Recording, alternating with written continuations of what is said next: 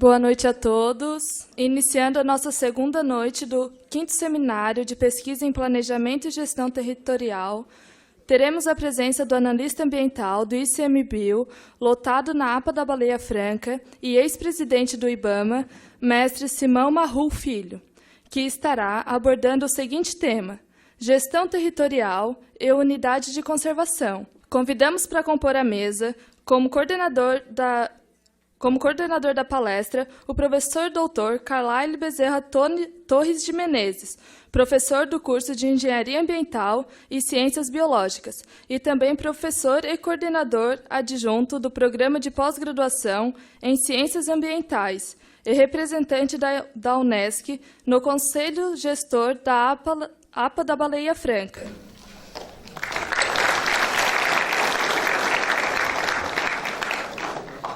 Boa noite a todos e a todas. E dando prosseguimento, então, na nossa programação, né, vamos fazer a apresentação, né, o Simão, inclusive, né, colega também da APA, como conselheiro UNESCO, já há em torno de 10 anos já participa do Conselho Gestor.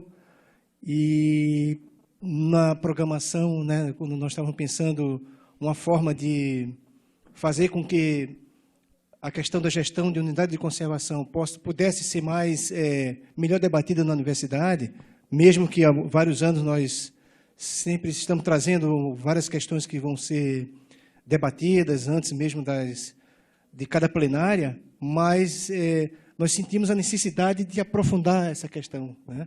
E antes do início ali, a gente estava comentando com o Simão, né? E o Simão sugeriu até trabalhar essa questão também hoje, né, com relação com o papel da unidade de conservação nesse século que está aí, né, colocado, né, diante desses desafios.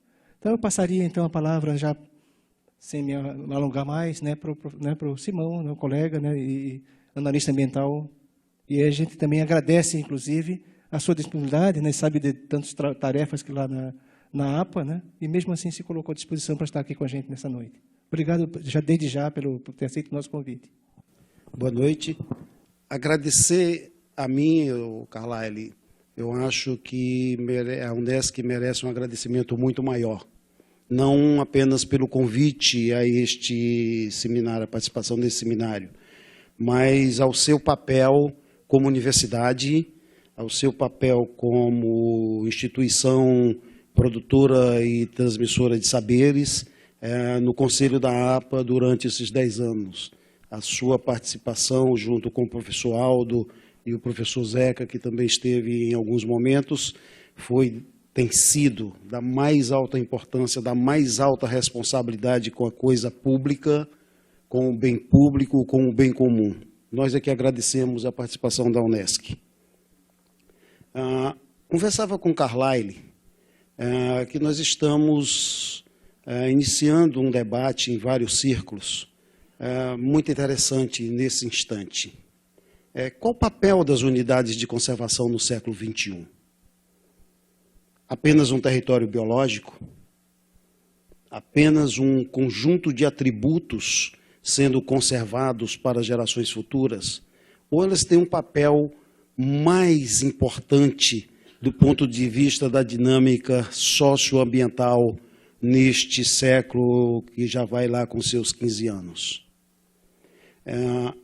Esta discussão aponta para o entendimento de que, de território biológico, ela passe a ser entendida como um território pleno, como uma estrutura que, conservando biodiversidade, territorializa, desterritorializa, reterritorializa. Portanto, influi diretamente nas relações de poder, nas relações sociais de um conjunto de estruturas humanas. É nesse sentido que nós gostaríamos muito mais de provocá-los para o debate do que de fazer uma apresentação.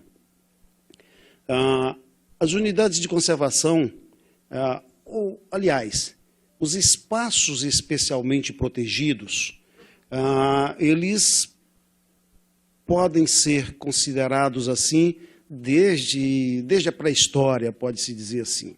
Se vocês algum dia visitaram ou tiverem a oportunidade de visitar o Parque Nacional da Serra da Capivara, vão encontrar verdadeiros monumentos rupestres que estabelecem uma conexão clara e objetiva de relações sociais com a base natural. São pinturas gigantescas que denotam sítios de caça muito bem definidos, sítios de reprodução humana muito bem definidos, sítios de criação e expansão da família muito bem definidos, demonstrando que já aquela época remota, nós, seres humanos, dividíamos o espaço em função da apropriação que dávamos a ele em função das nossas relações sociais. Se nós fizermos um corte na história, nós vamos encontrar, na Idade Média, a demarcação dos sítios de caça que as autoridades reais estabeleciam para o seu lazer. Também já podem ser considerados precursores de espaços especialmente protegidos, porque para terem abundância de caça, eles definiam regras de uso muito severas para aqueles espaços, não pode se considerar ainda territórios, mas para aqueles espaços, e que somente determinados tipos de caça podiam ser empreendidas e por determinados tipos de pessoas.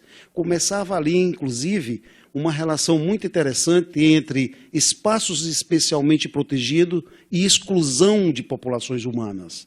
Porque no instante que se designava um determinado sítio de caça por uma determinada autoridade feudal, um rei, por exemplo, ele excluía daquele ambiente, daquele espaço, ou daquele território, se assim quisermos colocar, excluíam todos os outros seres humanos que pudessem ali estar vivendo.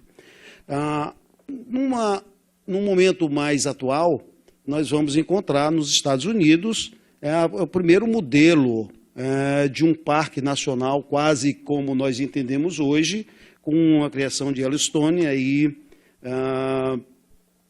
já com uma função muito derivada da Revolução Industrial, quando as elites começaram a estabelecer espaços especialmente protegidos pela beleza cênica, para que ali pudessem, numa linguagem atual, desestressar.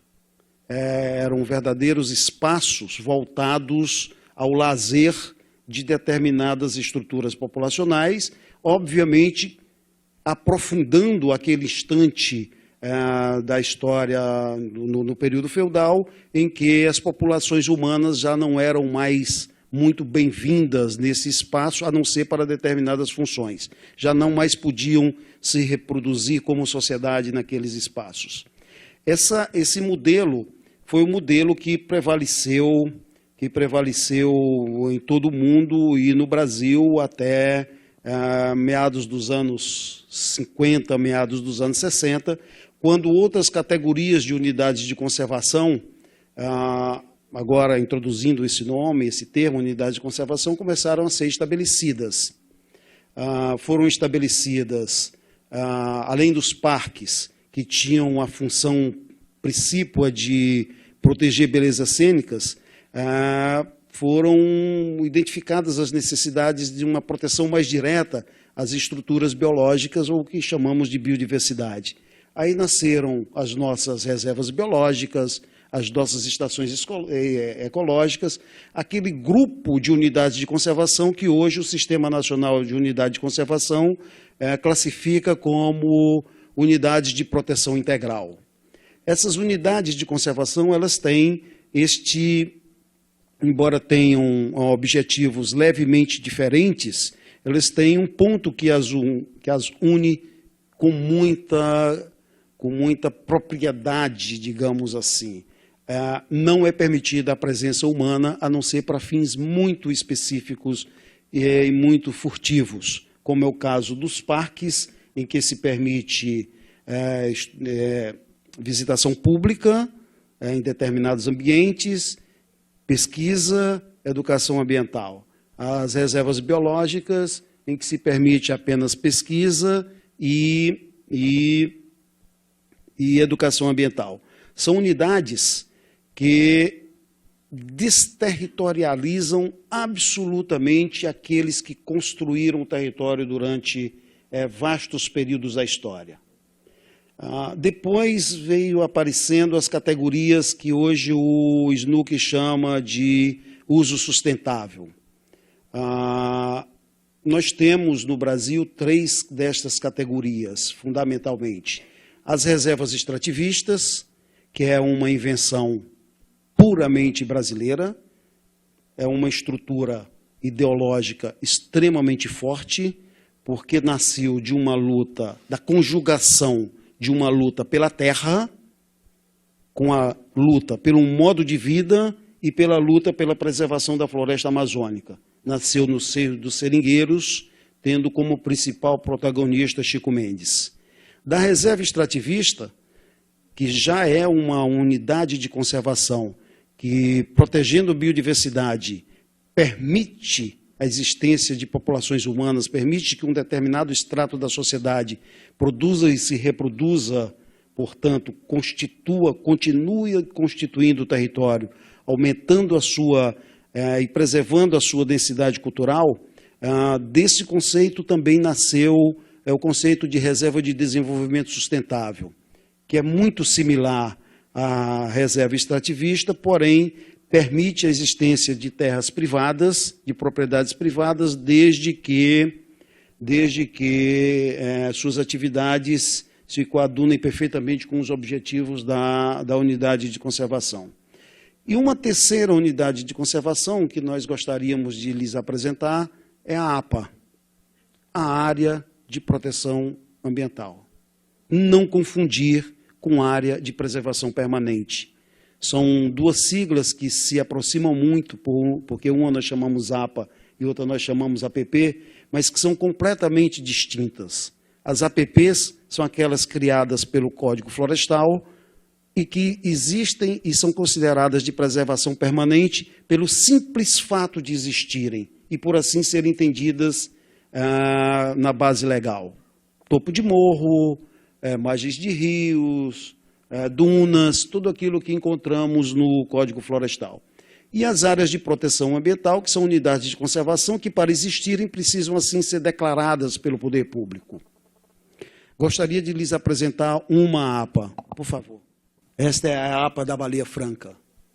Ela tem 130 mil hectares de área, aproximadamente 130 ou 135 quilômetros em linha reta, pela linha de costa, desculpe-me, 5 milhas náuticas de distância entre a linha de costa e esta linha.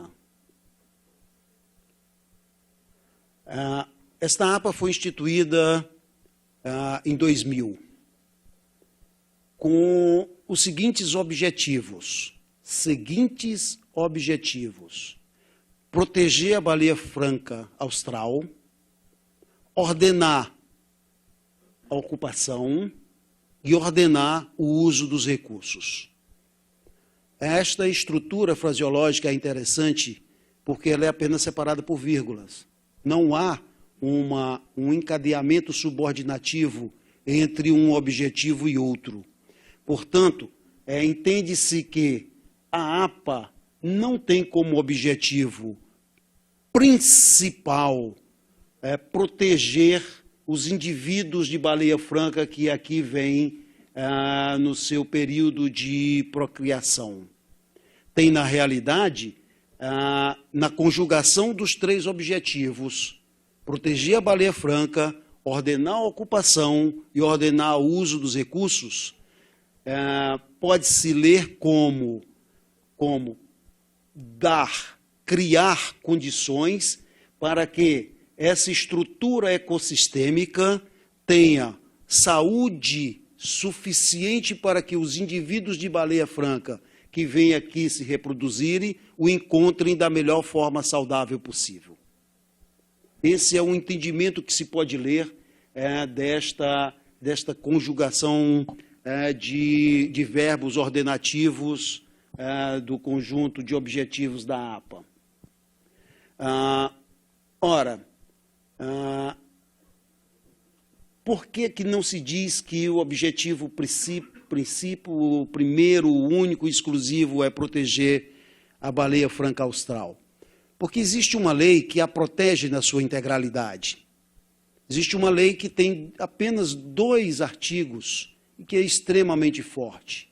Um dos artigos diz: é proibido em águas jurisdicionais brasileiras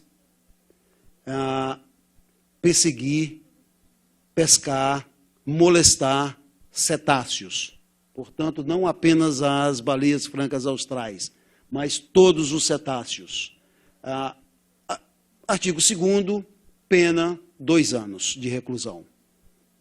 Essa é uma lei forte, suficiente para que a sociedade brasileira desse exemplo mundial de como proteger cetáceos de uma forma geral e a baleia franca no seu sentido particular. Quando findou a caça da baleia franca em Santa Catarina, praticamente já não vinham mais baleias a este espaço, a este conjunto de hábitats, a essa estrutura ecossistêmica. Isso veio acontecer novamente no final dos anos 80, quando um grupo de biólogos, encabeçado, se eu não me engano, por Ibsen Guzmão e Truda Palácio, propuseram a criação dessa estrutura. Ora, essa estrutura modifica, ou tem a capacidade de modificar profundamente o conjunto de relações sociais desse território. Da seguinte forma: a APA é uma unidade de conservação muito especial. Primeiro porque ela permite a existência, a coexistência, a produção e a reprodução social. Portanto, todas as atividades humanas podem aqui ser desenvolvidas, desde que devidamente ordenadas do ponto de vista da sustentabilidade. Por outro lado, ela permite a propriedade privada na sua plenitude. Ela permite a existência ou a coexistência entre União, unidade da Federação, no caso o Estado de Santa Catarina, e os 9 municípios que a compõem.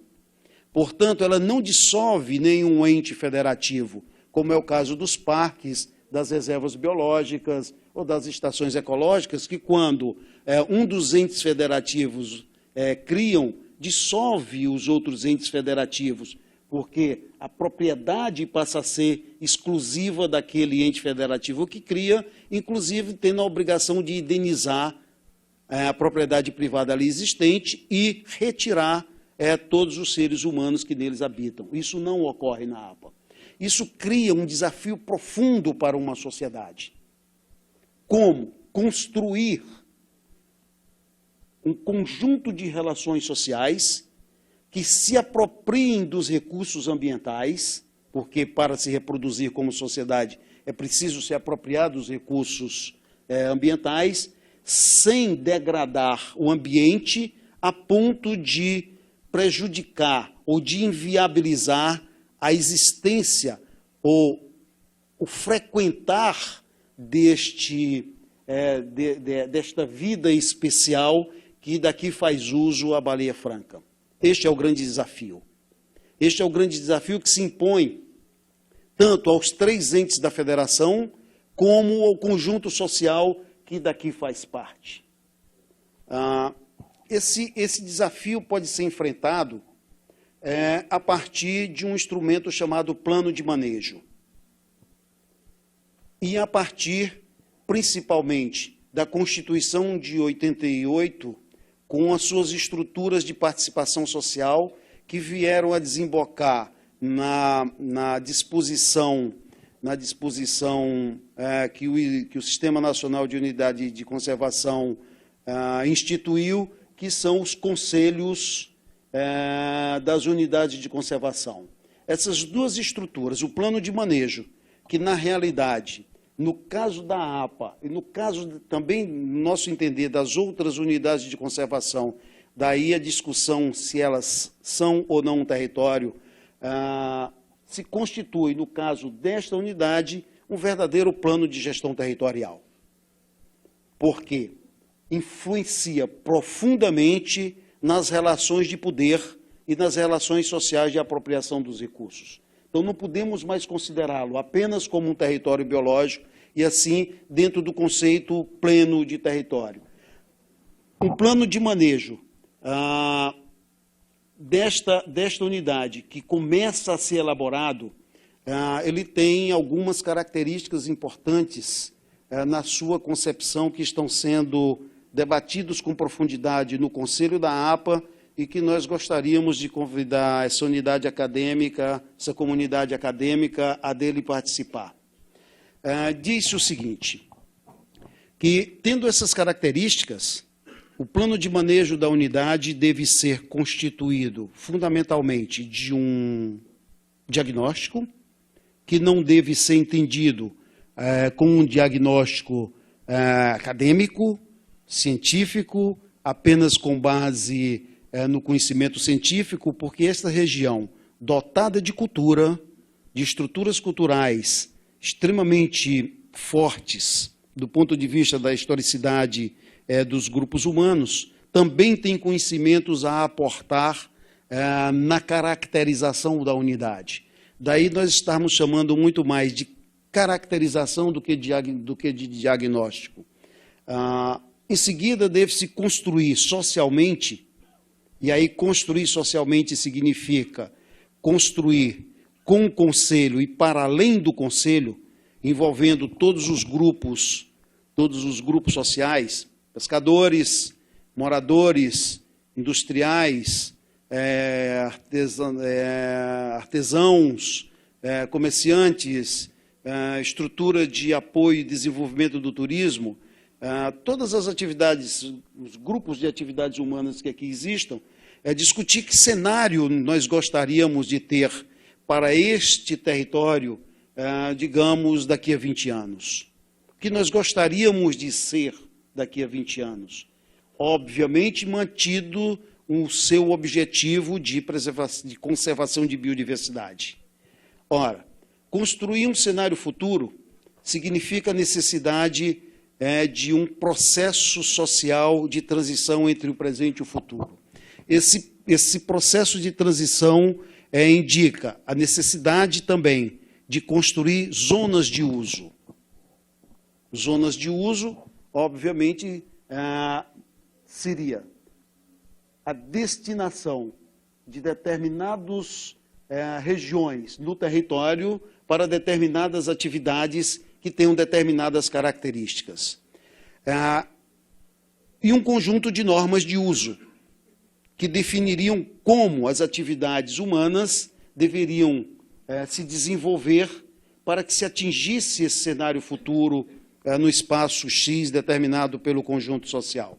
Entendemos, porém, que, diferente de planos de manejo das unidades de conservação de proteção integral, que bastam essas duas estruturas para que um plano de manejo esteja constituído, entendemos que se fazem necessárias readequações profundas nas políticas públicas, porque entendemos que, passado um cenário atual para um cenário futuro apenas por normas que obriguem cidadãos a fazer ou deixar de fazer, empresas a fazer ou deixar de fazer, sem que as políticas públicas que dão sustentação a essas atividades, que dão dinâmicas a essas atividades, sejam absolutamente readequadas em função do cenário futuro que se quer chegar, não há viabilidade, não há condição de se chegar a esse cenário futuro. Exemplificamos essa proposta no nosso conselho, e o Carlyle tem participado dessa discussão, da seguinte forma: se tivermos, hipoteticamente, uma zona em que se hoje produz arroz, num sistema produtivo intensivo em capital e intensivo em agrotóxicos, e se o conjunto social entender que esse sistema produtivo não deve ser o mesmo daqui a 20 anos, porque carga de agrotóxico colocado nesta região implicaria em degradação da qualidade desse habitat, e se tivesse que passar daqui a 20 anos, por exemplo, para uma risicultura orgânica, seria necessário que políticas públicas como tipo produção de tecnologia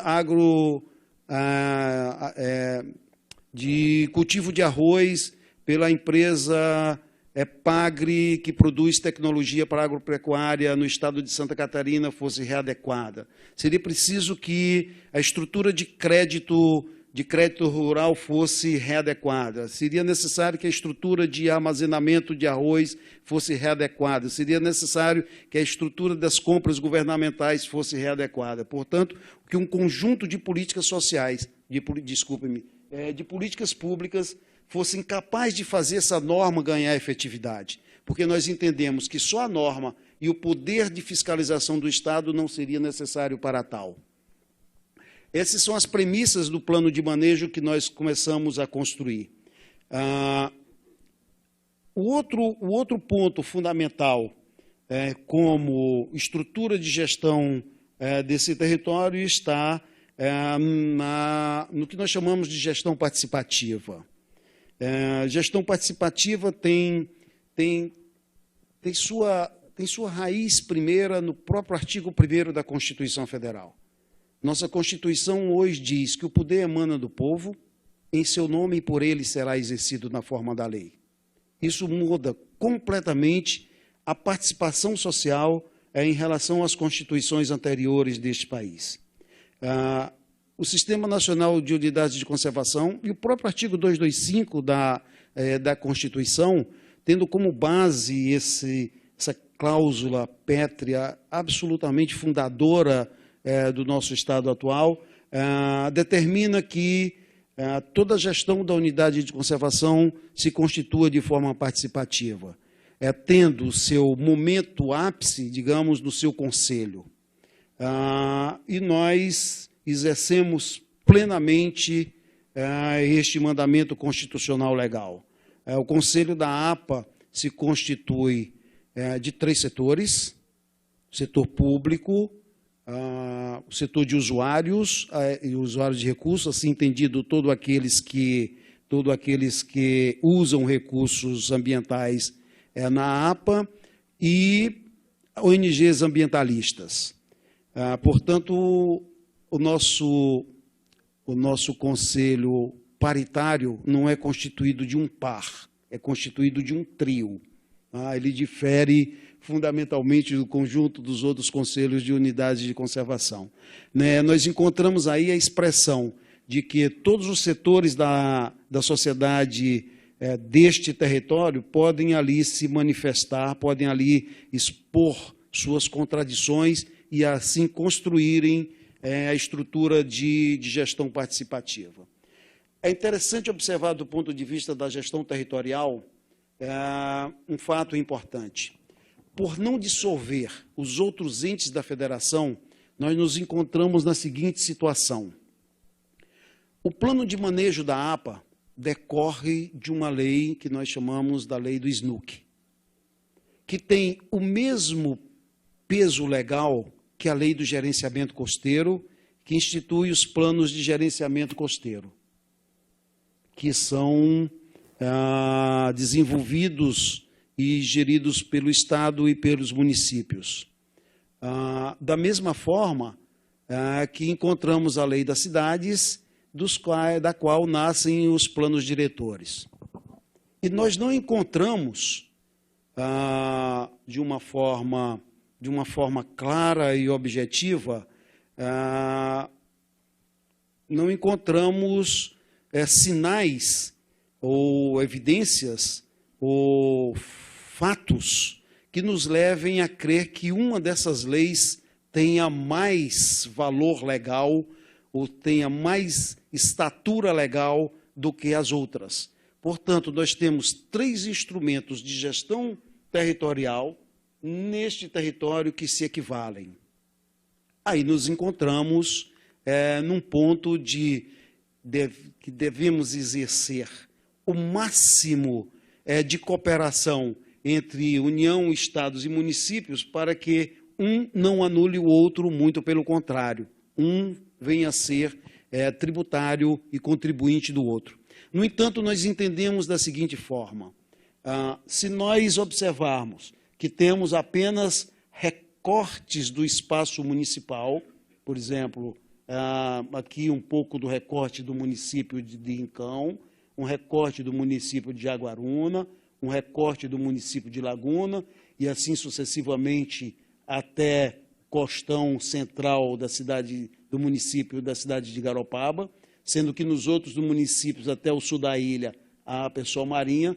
Se nós encontramos apenas recortes do município e apenas um recorte da unidade da Federação Estado de Santa Catarina, o plano de manejo da APA, embora não se sobreponha, não tenha valor de sobreposição aos demais planos de ordenamento territorial, ele pode vir a ser um elemento integrador destes outros planos, sem ter um valor de ser maior, porém ter um valor de lhes dar uma dinâmica de sustentabilidade, que esta visão de construção de um espaço ou de um território biológico diferente para este ente chamado Baleia Franca se constitua de forma de qualidade. Isso implica, obviamente, em recategorizar o conjunto das relações sociais e econômicas dos espaços, sem deixar que eles existam e que eles produzam. Este é o nosso desafio que nós gostaríamos de propor-lhes como desafio de todos. O que significa uma unidade de conservação no século XXI desta perspectiva. Muito obrigado.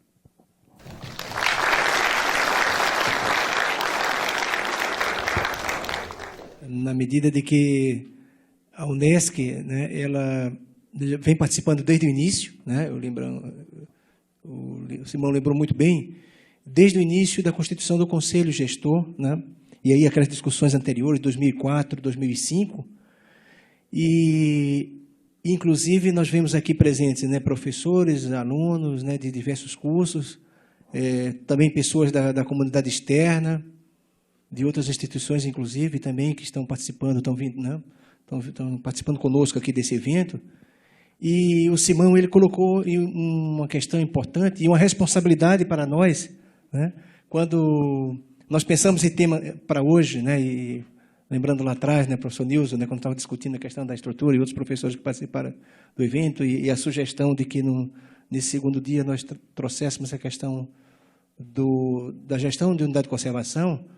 E o Simão, né, ele lembrou muito bem um aspecto fundamental, central, né, essa questão da necessidade da gestão integrada e participativa nos diversos níveis, onde nós estamos agora, inclusive, vivenciando, a maioria das pessoas que estão aqui presentes, com certeza conhece aqui próximo, né, daqui de Criciúma, o Balneário Rincão, e deve ter ouvido falar ou lido que está se discutindo, inclusive, o projeto Orla, né?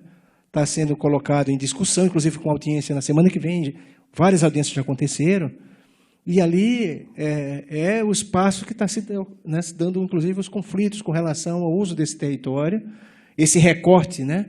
Lá no sul da APA, a gente chama o Polo Sul, né, da APA, de forma muito prática já está acontecendo.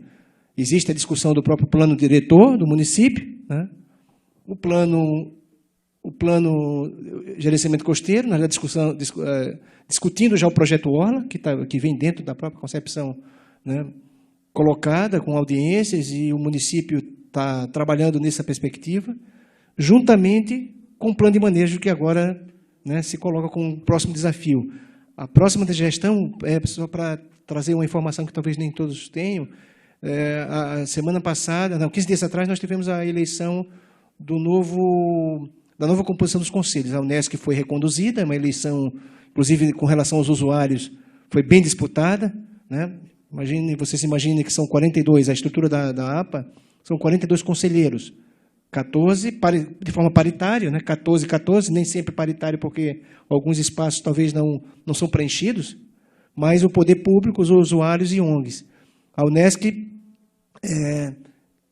como a universidade ela é pública, mas de direito privado, ela termina não concorrendo dentro do espaço das unidades das conselheiras públicas, né?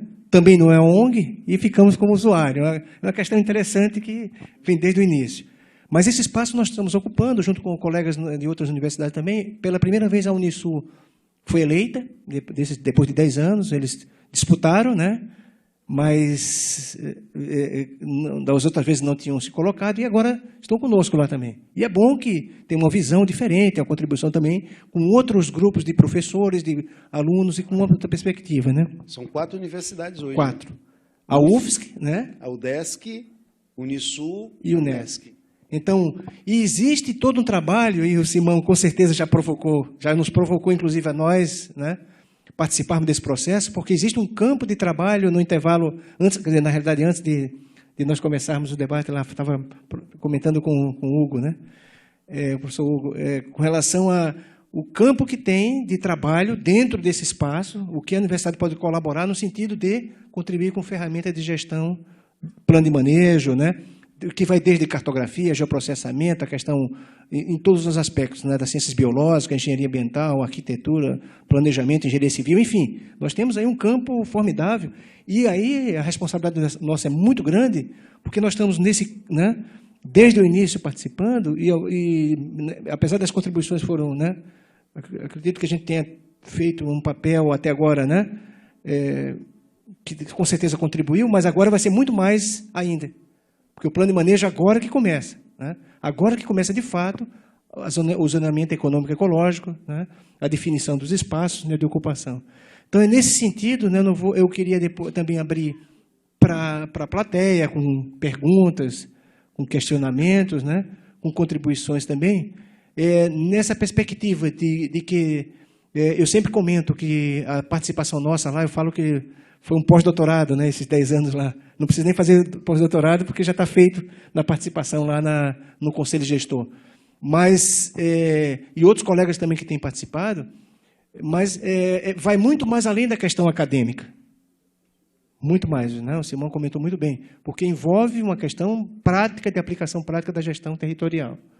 E nesse aspecto, né, esse compromisso que nós temos com relação a contribuir e, ao mesmo tempo, ser, ao mesmo tempo, o olhar de quem está como conselheiro e a responsabilidade de nós, quando estamos lá no conselho, nós estamos representando a universidade, não é a pessoa física individual.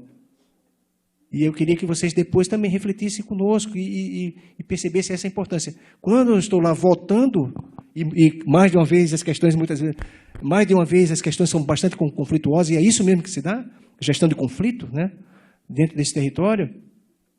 Muitas das vezes que nós estamos lá votando posições da instituição.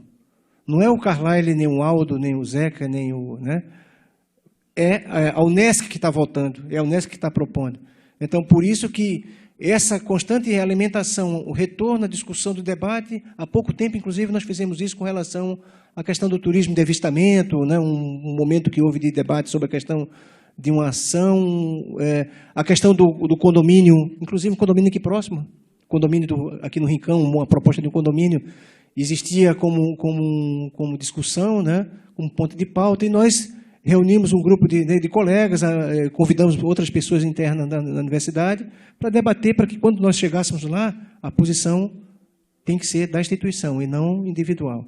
Então, é um desafio importante, e a ideia é que, nesse momento que agora começa, a partir do dia 12, toma posse o novo Conselho Gestor, por um prazo de mais 2 anos, esse novo Conselho vai se deparar justamente com a etapa mais importante daqui para frente, que é o plano de manejo, né? Então, nesse sentido, né, eu gostaria de provocar também no sentido de o que nós podemos estar contribuindo nesse processo.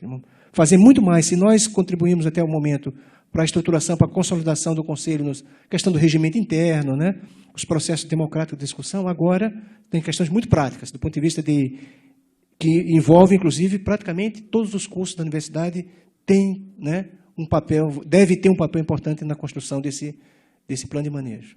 Inclusive, É importante a gente também fazer esse registro, Simão. Tem sido considerado essa experiência da unidade de conservação da APA da Baleia Franca, tem sido considerado um modelo, exemplo, você depois pode até retificar ou corrigir, ou então, né? Mas tem sido considerado realmente um modelo diferenciado no Brasil, inclusive com pessoas, nas nossas reuniões, vêm pessoas de vários cantos do Brasil acompanhar as reuniões do Conselho, pela forma como está sendo conduzido, não só o Conselho, quando a gente fala, é o Conselho, mas os analistas ambientais do ICMBio, né, no caso o Simão, os outros colegas que são a chefia da APA, e essa forma que está sendo colocada é muito peculiar. Não é comum nós encontrarmos esse processo democrático e participativo como vem se dando. Então, é uma experiência gratificante essa participação, esse espaço público que nós chamamos, público não estatal, e a gente tem que diferenciar esse aspecto, porque muitas vezes nós achamos que público é aquela coisa que não é de ninguém, né? Né? O estatal, e o público no sentido de que somos nós, né?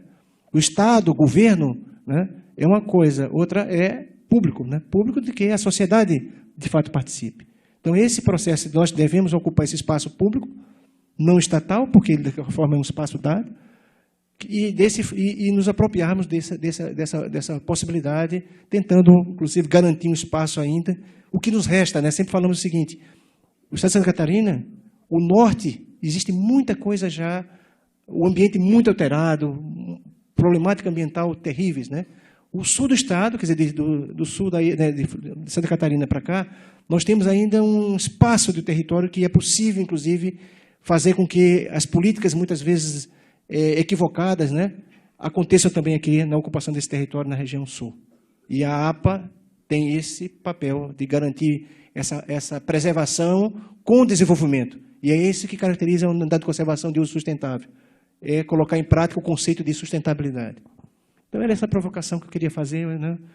Contribuição. E a gente, não sei se a organização do evento, a gente vai fazer daqui para frente, em termos de colocar um microfone disponível para a plateia, para as perguntas, né, para o Simão, né? Simão, se você, né, se coloca à disposição, ou para mim mesmo, mas, de qualquer forma, principalmente para o nosso palestrante, aí, para alguns questionamentos e contribuições. Considerando que a APA ela está posicionada no final da bacia hidrográfica do Rio Tubarão e do Complexo Lagunar, Lagoa do Imaruí, enfim, nós soubemos que todo essa bacia hidrográfica e todo esse complexo lagunar, eles recebem, né, uma carga muito grande de poluição, seja por várias atividades econômicas hoje desenvolvidas em toda essa região. Pela mineração, principalmente, suinocultura, as fecularias, a própria risicultura que o senhor destacou, as olarias, a agropecuária, enfim, tudo isto, a própria ocupação urbana, né, em algumas cidades que ainda não possuem sistema de tratamento de esgoto, isso tudo vai desembocar nesse complexo lagunar em que está inserida a APA. Gostaria de saber assim, o que tem sido feito por esse Conselho Gestor da APA para uma política de sustentabilidade, para que essas atividades continuem acontecendo, mas com uma visão também de sustentabilidade, de se preocupar com uma conservação e uma melhoria desse ambiente, né? A gente sabe que o Complexo Lagunar está bastante contaminado por metais pesados, principalmente por vários outros componentes aí, principalmente de agrotóxicos e tudo mais. Então, o que tem sido feito, né, para que, principalmente, a qualidade desse ambiente seja melhorada? Observemos, então, o Complexo Lagunar e a bacia que você fala, mais ou menos. Observe nossos limites. Todo o Complexo Lagunar está fora da APA. A APA é essa linha azul. Os proponentes da APA a propuseram apenas como um espaço marítimo.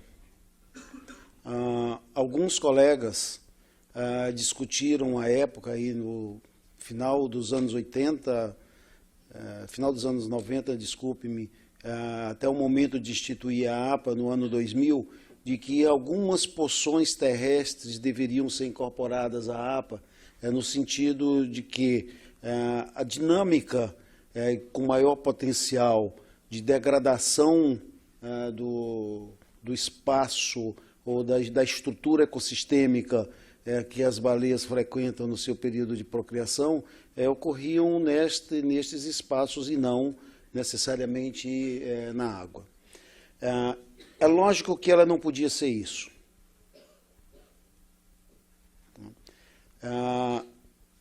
Não tem a menor dúvida que o nosso poder de fazer acontecer algo que modifique isto aqui é extremamente limitado. Possivelmente, poderemos ocasionar mudanças dessa determinada fração do território a partir de mudanças que consigamos implementar aqui. Não esquecendo, porém, que o Estado brasileiro possui vários instrumentos de ordenamento territorial. Se nós encontramos as unidades de conservação entendidas como instrumentos de ordenamento territorial, nós vamos encontrar na Política Nacional de Recursos Hídricos fortes instrumentos de ordenamento territorial. Aí, possivelmente, eu inverteria a pergunta. O que a administração desta bacia, o que o plano diretor desta bacia, o que a agência dessa bacia está fazendo para diminuir a carga de poluição e de degradação ambiental neste espaço? A pergunta é o inverso. O meu entendimento da sua pergunta volta para o meu questionamento, porque, na verdade, eu entendo que a APA e todo esse envolvimento da sociedade organizada, seja através das 4 universidades que estão envolvidas, elas têm um poder também. Sim. Então, é isso que eu fiz essa pergunta, no sentido de que maneira, eu entendi muito bem ali a questão do espaço em que está inserida a APA, que esse complexo lagunar e toda a bacia hidrográfica estão de fora, mas de que maneira que existe uma pressão da APA para esses municípios, para esta área toda, para que contribua de alguma maneira. Porque, queira ou não queira, o Rio Tubarão, o Rio Uruçanga, todos esses lançam poluentes nesta APA. Então, a APA, de que maneira que a APA interfere nesses municípios, cobrando, exigindo, interferindo nessas atividades, ou nos municípios, para que eles também colaborem para a preservação. Porque o que se vê é que a APA fica sozinha, tentando preservar uma área, e todos esses municípios, eu vou despejar o esgoto aqui no rio porque não é problema meu, vai lá para o mar. E aí a APA fica com esses... Nós entendemos que a APA não é sozinha. Nós entendemos, realmente você tem razão, num ponto em que tudo ocorre para cá. Agora, se nós formos levar a sua colocação ao ponto máximo, eu teria que ir ao divisor de águas da Serra. Aí eu não estaria apenas nesta fração do território. Eu teria uma unidade muito maior, que na realidade é dividida em subunidades. O que nós temos feito dentro da APA, nesse instante, é buscar uma estrutura de participação, primeiro da sociedade, segundo dos outros entes da federação, na criação de condições de sustentabilidade deste espaço, desta fração do território. Entendendo que, se nós construirmos pelo plano de manejo, estruturas que necessitem que essas estruturas a montante sejam modificadas, não tenha dúvida que nós teremos construído uma pressão social, porque este tipo de pressão não tem eficácia se ela é uma pressão de estruturas de governo para estruturas de governo. Nós acreditamos hoje que muito mais eficaz do que as pressões entre espaços especialmente protegidos como esse, sobre espaços com outro tipo de administração como as bacias hidrográficas, só acontecerá a partir de pressão social. É preciso, primeiro, que aquele conjunto social que faz parte deste território, primeiro entenda-o como seu. Um sentimento de pertença recíproca tem que ser construído, e nós achamos que a discussão social do plano de manejo poderá vir a iniciar esse processo de construção. Se o conjunto social desta fração entender que este espaço, que esta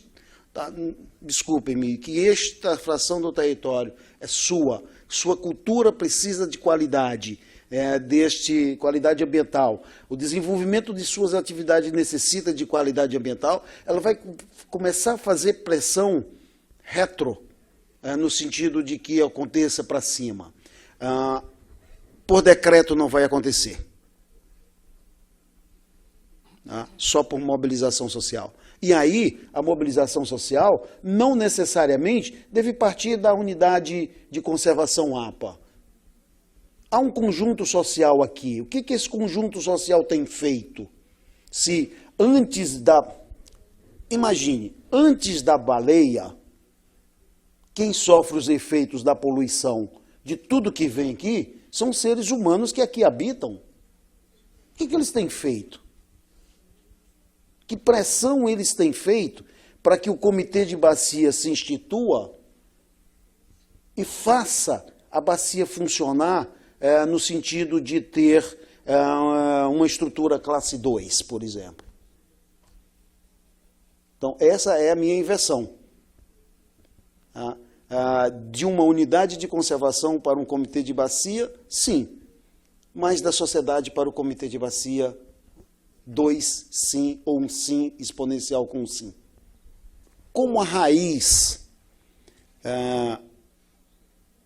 vamos dizer, ideológica das unidades de conservação está nas unidades de conservação de proteção integral, as unidades de uso sustentável são extremamente confundidas e erroneamente confundidas com aquelas. Quando a gente fala numa área de proteção ambiental, uma parte considerável da população, e não é necessariamente a menos esclarecida do ponto de vista dos bancos escolares, confundem razoavelmente com não pode fazer nada. É uma estrutura onde não pode acontecer nada. Lá vem os ecochatos dizer que não pode acontecer nada. E isso não é verdade no caso de uma unidade de conservação. E de uma unidade de conservação de proteção integral tipo APA. E esse imaginário, esse certo imaginário popular, ele permeia várias camadas da sociedade, inclusive na estrutura político-gerencial dos municípios. Todo um esforço que a gente vem fazendo nos últimos 5, 6 anos na APA é de levar as estruturas gerenciais municipais a ideia de que isto aqui não se constitui a um entrave ao desenvolvimento. Muito pelo contrário. É um instrumento de construção de um outro tipo de desenvolvimento que pode gerar muito mais riqueza, gerando muito mais bem-estar, gerando muito mais qualidade de vida do que a proposta de desenvolvimento que aí está para a nação e para os espaços e para as estruturas territoriais do litoral de Santa Catarina. No entanto, nem sempre a gente, por mais esclarecedores que sejamos, somos capazes de desconstruir esse imaginário. Porque a construção da sustentabilidade exige regras. Existem regras que podem ser um tanto diferentes ou não das que estão aí. Por exemplo, o plano diretor do município de Imbituba é um primor do ponto de vista da sustentabilidade com relação às margens de lagoas, ao topo de morro, as estruturas de morro, as estruturas de rios, é maravilhoso. Porque ele cria, para além da zona, da área de preservação permanente instituída pelo Código Florestal, ele cria uma zona chamada zona ZPA, Zona de Proteção Ambiental, no qual só podem ser construídas edificações por projetos especiais aprovadas pelo Conselho do Plano Diretor.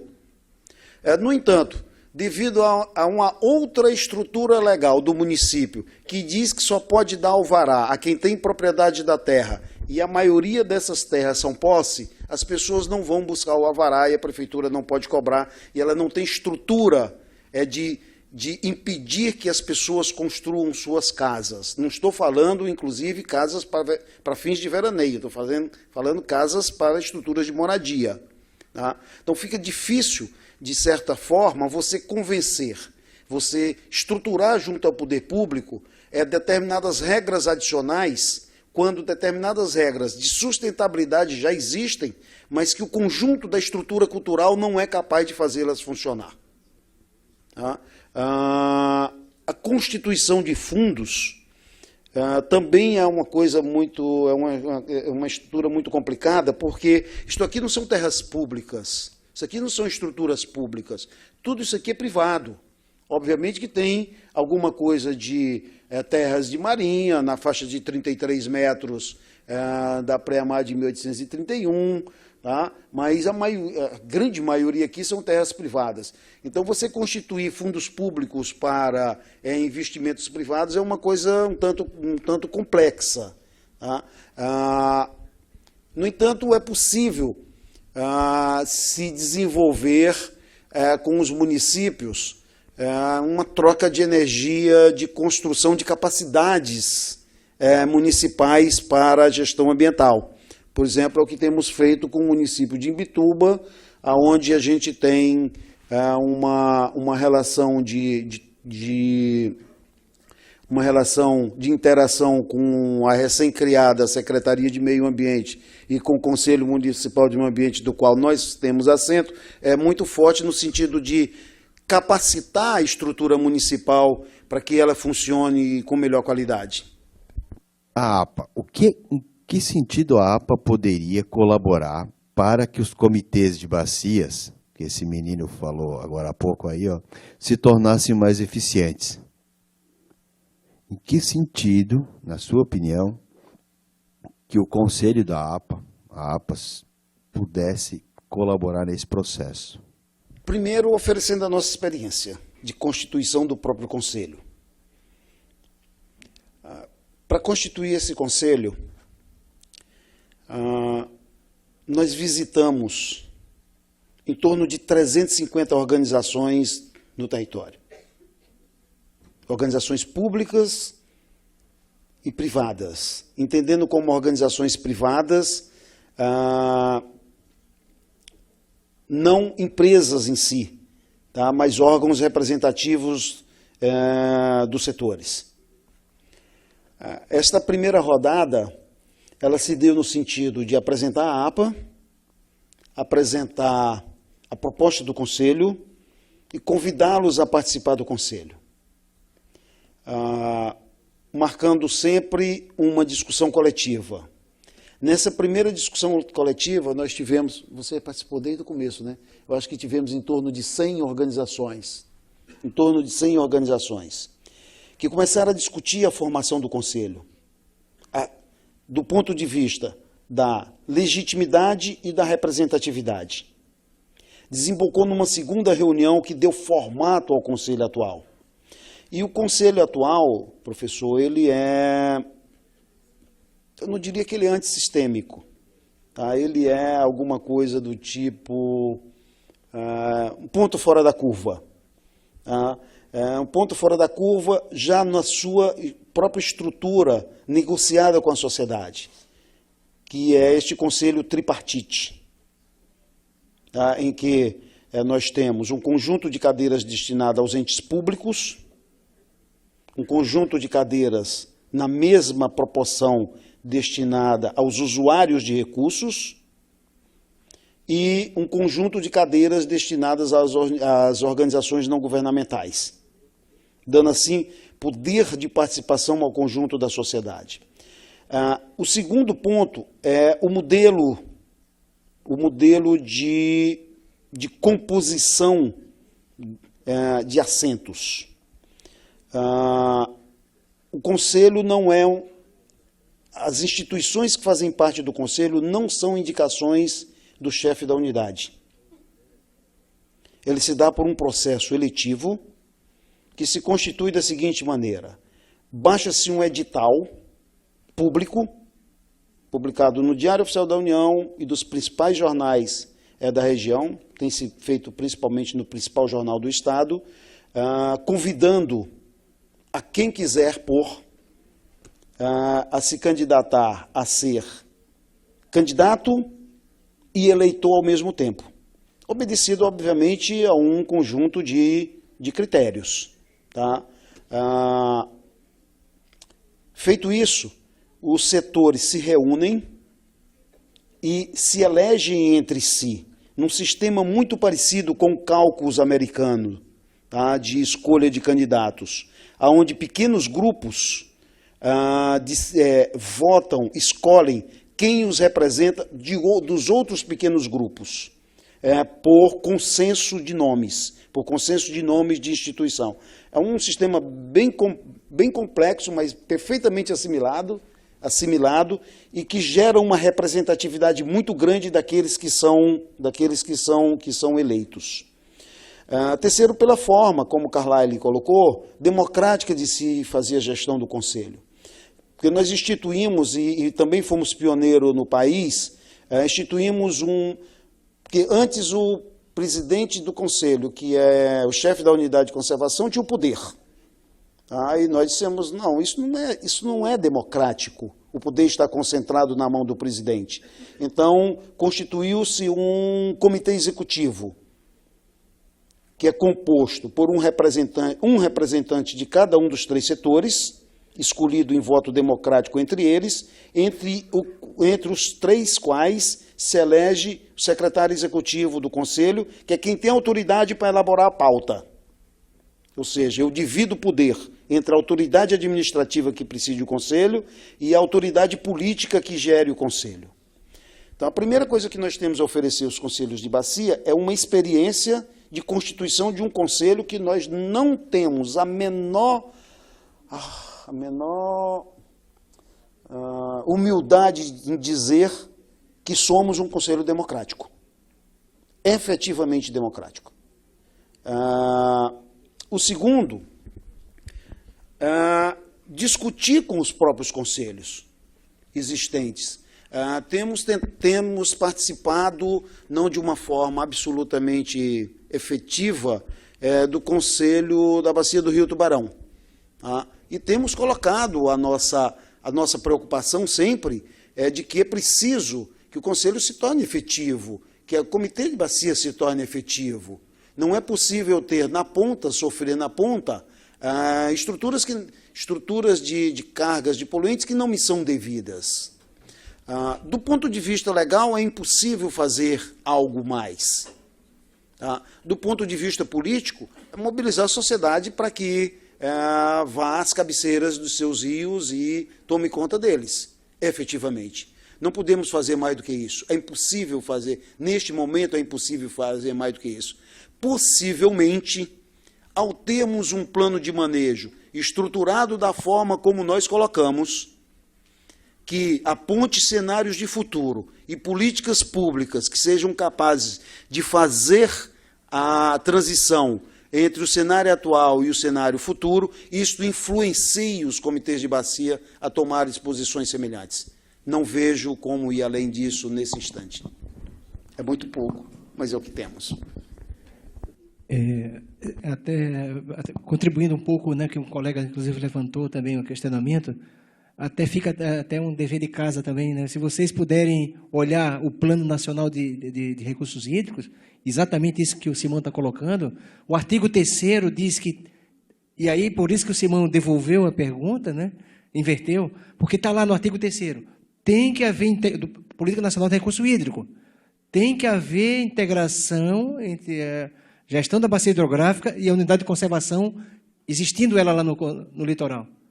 Então, e é o caso exatamente que você está levantando, e é preocupante porque se vocês fizerem um sobrevoo, brincando um pouco, no Google ou numa outra imagem melhor de satélite, vocês vão ver, em cada estuário desse, o que entra de sedimento contaminado é terrível.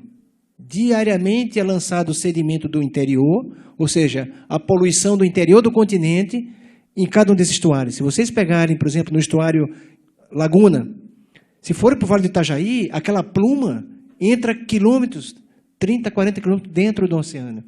Então é um problema sério, e aí, por isso que essa provocação, o Nilson também fez essa questão, de que, e nós, o que é que nós estamos fazendo, por exemplo, participando dos comitês de bacia, É importante que a gente também tenha essa participação, a Unesc tem participado. Tem, inclusive, uma professora que inclusive, está fazendo doutorado no nosso programa, Ciências Ambientais, que o tema dela é justamente esse, como integrar a gestão da bacia hidrográfica, a professora Yasmine, acho que ela não está aqui, como integrar a bacia hidrográfica com unidade de conservação e os outros espaços do plano diretor. É um desafio, não sei para onde ela vai, eu estou desorientando ela, na verdade, nesse tema, exatamente nesse sentido. Mas é fundamental ter essa questão da integração de comitê de bacia. Nesse instante, professor, essa preocupação nos passa. Mas nesse instante nós temos uma preocupação maior de integração dos instrumentos de ordenamento territorial diretamente vinculados, que são os planos diretores e o plano de gerenciamento costeiro. Tá? Obviamente, o projeto Orla, dentro como